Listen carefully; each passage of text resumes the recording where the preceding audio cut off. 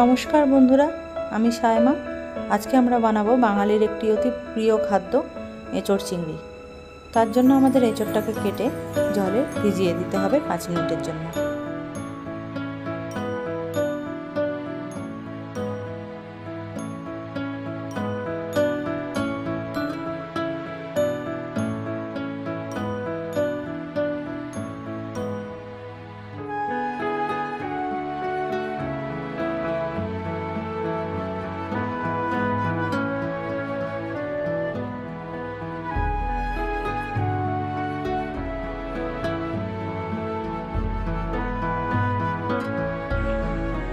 অনেকে আছেন যারা এঁচোড় কাটতে জানেন না।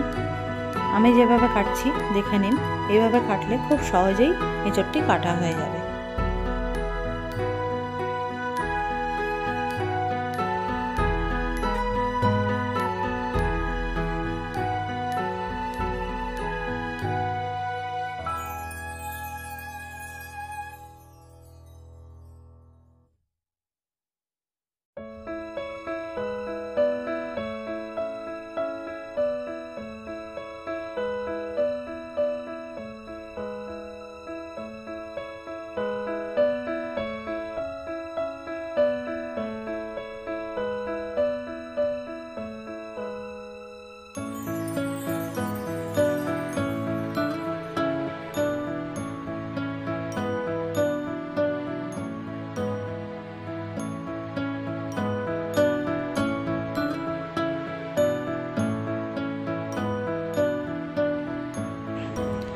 এঁচোড়টা আমার কাটা হয়ে গিয়েছে। এবারে আমরা কড়াইতে জল দিয়ে এঁচোড়গুলো দিয়ে দেব। দিয়ে 2 চামচ রান্নার যে কোনো তেল দিয়ে দেব।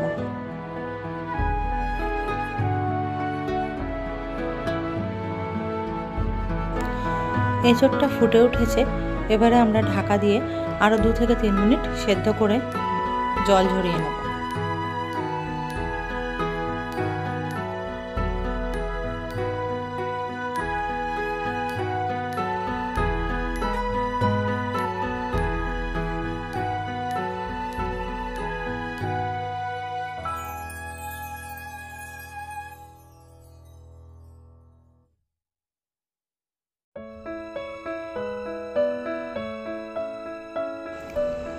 এবার কড়াইতে তেল দিয়ে একে একে এলাচ, লবঙ্গ, দারুচিনি এবং একটি বড় সাইজের আলু টুকরো করে রাখা এর মধ্যে দিয়ে দেব।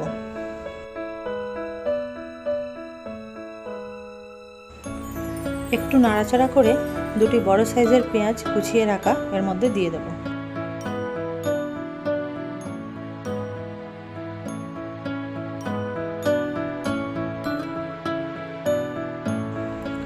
একটু নাড়াচাড়া করে এর মধ্যে ধুয়ে পরিষ্কার করে রাখা চিংড়ি মাছগুলো দিয়ে দেব।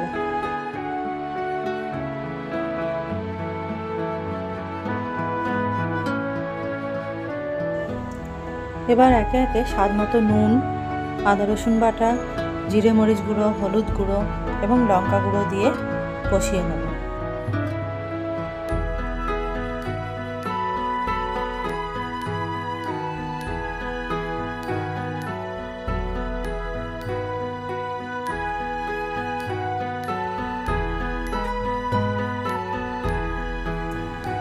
মশলাটা কষানো হয়ে গেলে সেদ্ধ করে রাখা এঁচোড়গুলোর মধ্যে দিয়ে 10 থেকে 15 মিনিট ভালোভাবে কষে নেব, জল ছাড়াই। এই সময় গ্যাসের ফ্লেমটা আমাদের মিডিয়ামে থাকবে।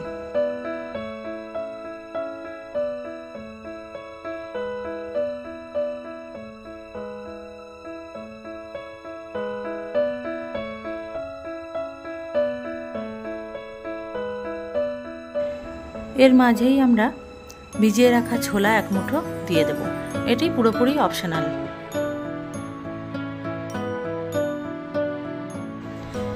এঁচোড় সিদ্ধ হতে যেহেতু সময় লাগে, তাই আমরা আরেকবার জল দিয়ে ভালোভাবে কষে নেব।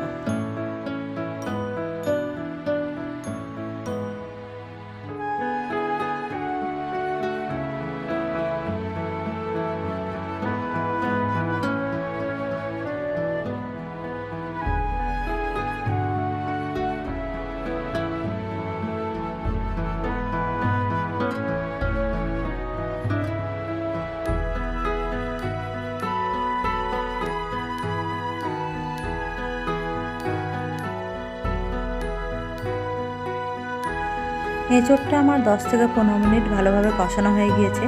এবারে আমরা ঝোল দিয়ে দেব।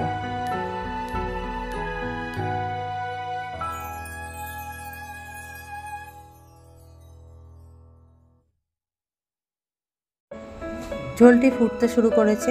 এবারে আমরা চাপা দিয়ে রেখে ঝোলটি পুরো শুকনো হয়ে যাওয়া অবধি অপেক্ষা করব।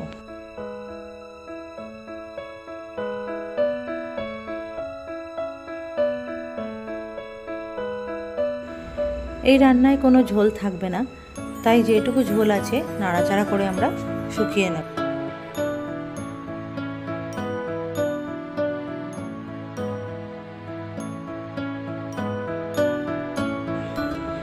রান্নাটা আমার কমপ্লিট। আমরা বাঙালিরা যেহেতু ভাত খেতে ভালোবাসি, তাই আমরা এটা গরম ভাতের সাথে পরিবেশন করব।